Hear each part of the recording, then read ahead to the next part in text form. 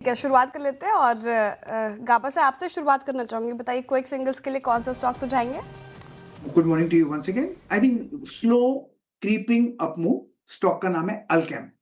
Alkem trade कर रहा है 5670 पर, स्टॉप लगाएंगे 5635 का, करीब 35 रुपए का। फर्स्ट टारगेट रहेगा 5750 अल्केम, इसमें slow creeping up move. Okay, Alkem labs. Rajesh ji, आपकी ट्रेड? अनुज जी, मुझे लगता है एक बेट हिंदुस्तान जिंक पे ही लेना चाहिए, क्योंकि जिस तरह से गैप अप के बाद प्रॉफिट बुकिंग होने के बाद फिर से इसमें स्ट्रेंथ दिख रही है। आई थिंक यहाँ पे मोमेंटम कंटिन्यू होगा।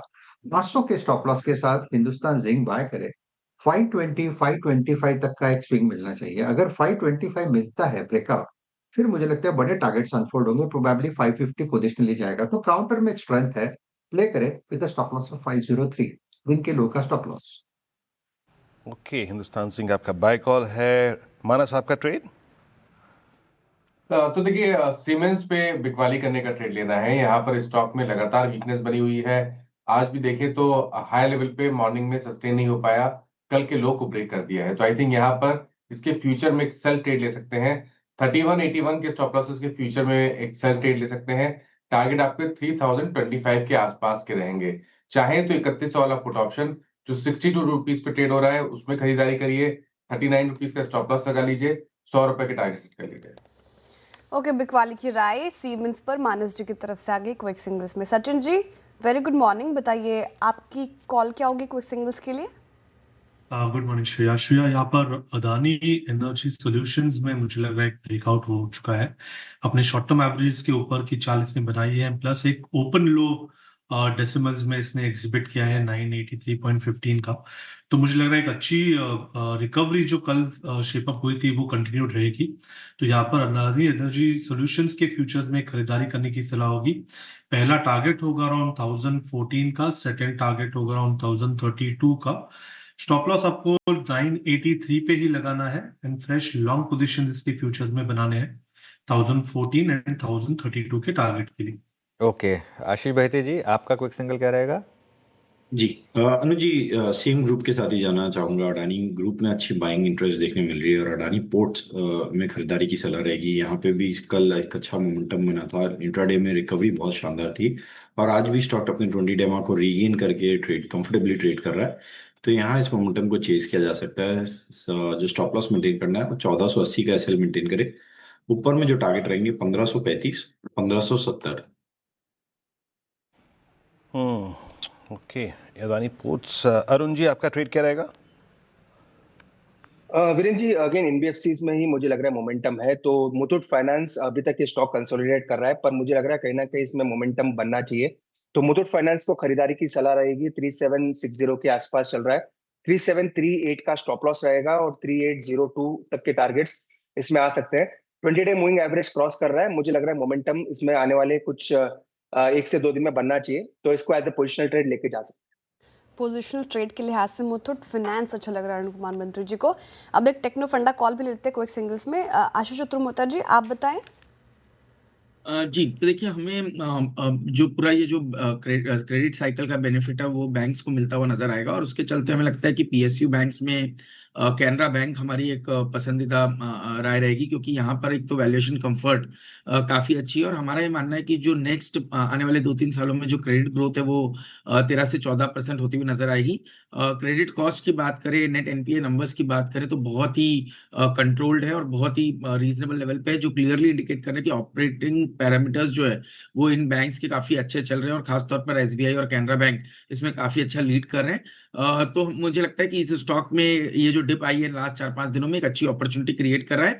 140 पे एक अच्छा सपोर्ट है, तो यही मेरे ख्याल से एक स्टॉप लॉस के जैसे इसको यूज किया जा सकता है। और ऑन अपसाइड मैं समझता हूँ 170 175 की एक अपसाइड कुछ मीडियम टर्म के अंदर में कैनरा बैंक के स्टॉक में देखने को नजर आ सकती है। ओके, कैनरा बैंक हो गई आशीष चतुर्मोता जी की पिक। पीएसयू बैंकिंग स्पेस में से अच्छा परफॉर्म भी किया है स्टॉक ने पिछले 6 महीने का रिटर्न्स देखें अगर आप तो।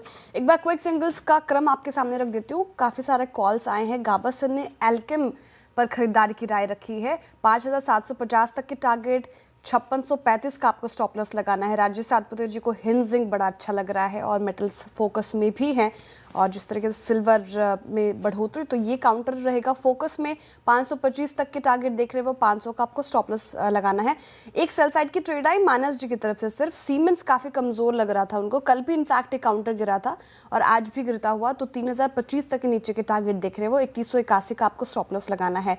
सचिन जी को अडानी ग्रुप के स्टॉक्स अच्छा लग रहा है, अडानी एनर्जी सोल्यूशंस पर खरीदारी की राय, 1032 तक के टारगेट एक्सपेक्टेड है, 983 का स्टॉप लॉस लगाइए। आशीष बहेती ने भी अडानी के ग्रुप से ही चुना, अडानी पोर्ट्स उनको पसंद आ रहा है, 1570 के टारगेट्स, 1480 का स्टॉप लॉस।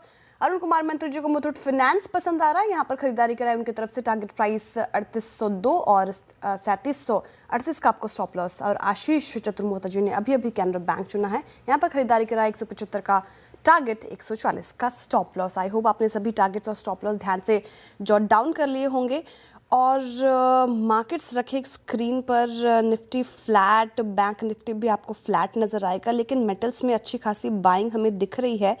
और मेटल में से एक बार हिंद जिंक रखिएगा फिर से स्क्रीन पर, और हिंद जिंक 3.5% की तेज़ी के साथ डेज हाई पर अब कारोबार करता हुआ नज़र आ रहा है। आपके बिग स्टॉक्स में शुमार था हिंद जिंक, काफ़ी अच्छा लग रहा है सर, इसको चेज करें अभी भी? नहीं, चेज तो देखिए वो आपका कॉल है। सुबह प्री ओपन में आई थिंक ठीक ठाक मौका मिला था, लेकिन खबर पॉजिटिव है और इस वजह से, और प्लस आज मेटल्स को देख के लग भी रहा है ग्लोबल मार्केट भी स्टेबल हुई है, हमारी मार्केट भी थोड़ी सी स्टेबल हुई है।